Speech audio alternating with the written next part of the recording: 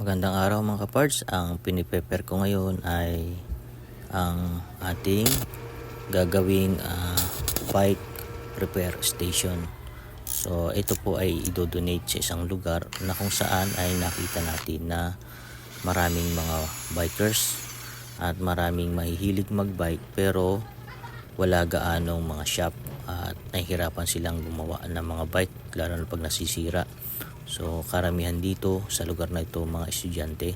So para makatulong tayo at para ma-maintain yung kanilang hilig sa pagbabike, maglalagay tayo ng 3 bike terminal station repair para sa kanilang mga bike at ma-continuous yung kanilang hilig sa sports tulad nitong pagbabike. Lalo na ngayon, di ba? Napakalaki na ng pamasahe, mataas na. So yung iba hindi na kayang i-afford yung mga gastusin. So kahit sa paanong paraan, maliit na paraan ay makatulong tayo. At siya nga pala, ang part ko dito ay ako ang nag-provide lahat ng mga tools, lahat nag-prepare ako. At sa pera ay ayan, alam niyo niya, si Chad. At thank you kay Chad. So ayan, ako ang gumawa lahat ng cable, ang mga papaano ma-install lahat dito. So yun ang aking part dito.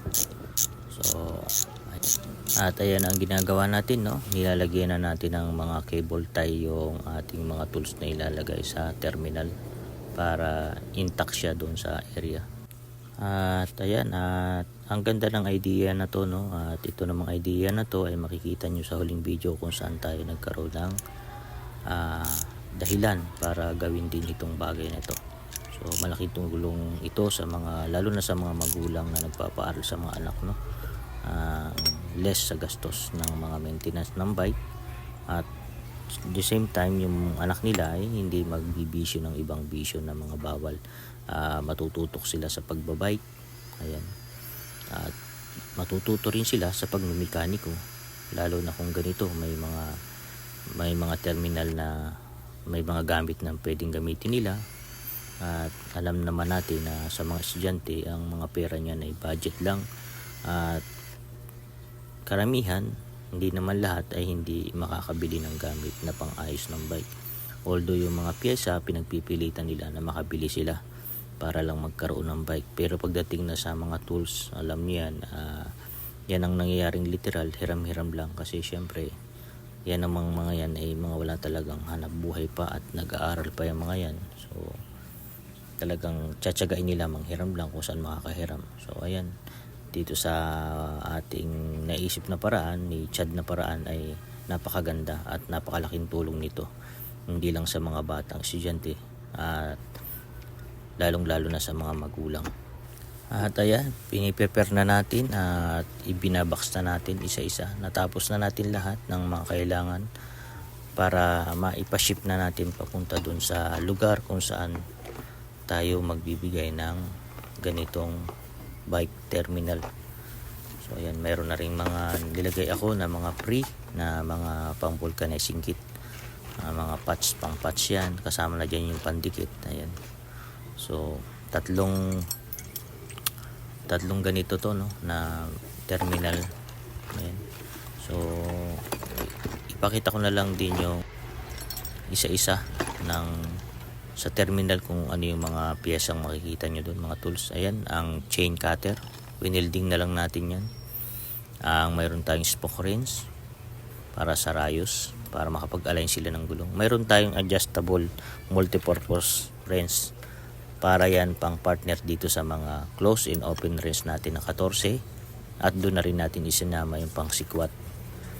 Ito naman ay 15 na close and open wrench. Nandun na rin yung pangalawang pang sikwat natin. At meron tayong iba-ibang size ng Allen wrench. Ayan. So ayan lahat yung tools na makikita nila sa isang terminal, including yung nauna nating nilagay na pump na nasa ilalim. Ayan, ito yung pangalawa. Ayan ang pangalawa. At ito ang pangatlo. Ayan, kompleto lahat yan, no? At yung video na next siguro ay pagbalik ko na at pag-i-install natin yan doon sa lugar. Ito yung para sa dulo ng cable pag nilagay na natin doon sa terminal. Ayan, ibabox na natin. At ayan, dadalahin na natin doon sa courier na magdadala doon sa area. Nilagay ko na lang sa folding bike ko. At kayang-kaya naman to. So ayan. Rage tayo ng konti para madala natin doon sa pagpapadala natin. At ayan, nakarating na nga tayo dito sa courier. At pasok na tayo sa loob para makita na natin kung ano ba ang volume nito. At kinukuha na ng volume, magkano ba ang charge sa atin dito. At ayan, so makakarating na yan doon at i-install na natin yan. So susunod na lang tayo para medyo magaan-gaan yung ating at dala. Ito ang naging idea natin. Dito tayo kumuha ng idea. Ayan, bike repair stand. Ayan. Pero hindi station, stand na nakalagay. Repair tools, yan, may mga tools yan. And then mayroon dyan pump. Ayan. So in short, ganyan yung idea. Pero aywang kulang kung ganyan mismo yung itsura. Pero yung mga tools same lang. So ayan.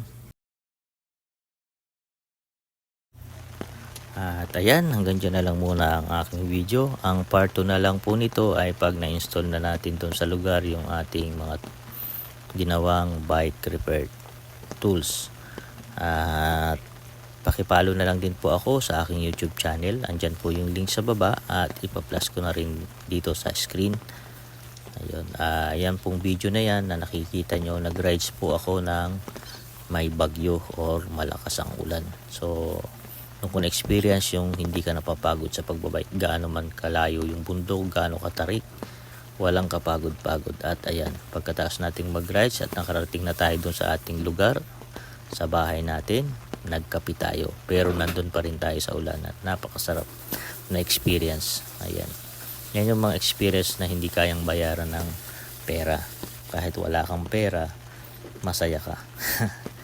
At ayan, hanggang dyan na lang ang video ko. Thank you sa inyong lahat at ingat kayo sa mga rides ninyo. Salamat.